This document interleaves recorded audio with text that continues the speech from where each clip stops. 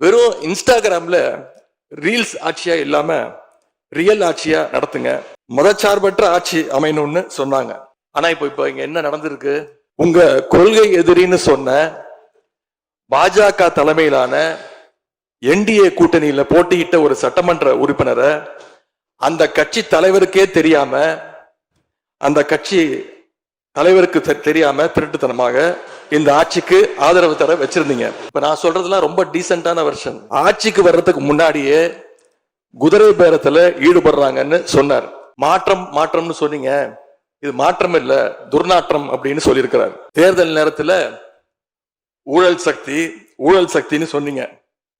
ஆனா இன்னைக்கு சோசியல் மீடியால மக்கள் உங்களை பார்த்து கேள்வி கேட்க ஆரம்பிச்சிட்டாங்க. கிளீன் கவர்மெண்ட் சொன்னாங்க, இதுதான் உங்க கிளீன் கவர்மெண்ட்டுடைய லட்சணமானு மக்கள் கேட்க ஆரம்பிச்சிட்டாங்க.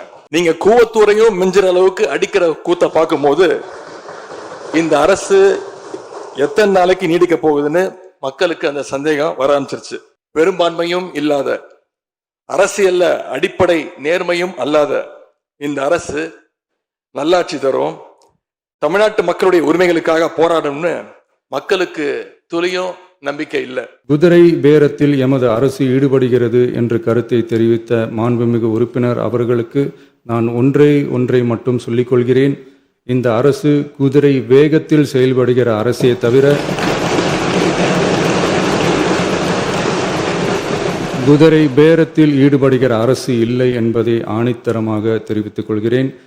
நம் தமிழ்நாட்டின் முன்னேற்றத்திற்கு உழைத்த தலைவர்கள் வழிகாட்டிய கொள்கைகளிலிருந்து இம்மி அளவு விலகாமல் நிச்சயமாக இந்த ஆட்சி நடைபெறும். எனவே நான் மொழிந்துள்ள இத்தீர்மானத்தை மாண்புமிகு உறுப்பினர்கள் அனைவரும் ஏகமனதாக நிறைவேற்றி தர வேண்டும் என்று கேட்டுக்கொண்டு அமர்கிறேன். மதசார்பற்ற அரசுக்கான ஆதரவு என கூறினார்கள். நிச்சயமாக இந்த அரசு மதசார்பற்ற அரசாகத்தான் செயல்படும் என்கிற உறுதியை தெரிவித்துக் கொள்கிறேன். ஆதரிப்பவர்களுக்கு மட்டுமான அரசல்ல, எதிர்ப்பவர்களுக்கான அரசும் இது என சுட்டிக்காட்டியமைக்கு எனது நன்றியை தெரிவித்துக் கொள்கிறேன். முந்தைய அரசுகளால் கொண்டு வரப்பட்ட முக்கிய மக்கள் நலத்திட்டங்கள் தொடரும் என்ற உறுதியை தெரிவித்துக் கொள்கிறேன். தேசிய முற்போக்கு திராவிட கழகத்தின் சார்பாக உரையாற்றிய மாண்புமிகு உறுப்பினர் திருமதி பிரேமலதா விஜயகாந்த் அவர்கள் உரையாற்றுகையில் எதிர்கட்சிகளை எதிரி கட்சிகளாக நினைக்காமல் எங்கள் அரசு செயல்படுவது குறித்து குறிப்பிட்டு வாழ்த்து தெரிவித்தமைக்கு என்னுடைய நன்றி. மேலும் ஓரிரண்டு கருத்துக்களை தெரிவித்து தெளிவுபடுத்த வேண்டும் என்று கேட்டுக்கொண்டார்கள். I will rethink about it.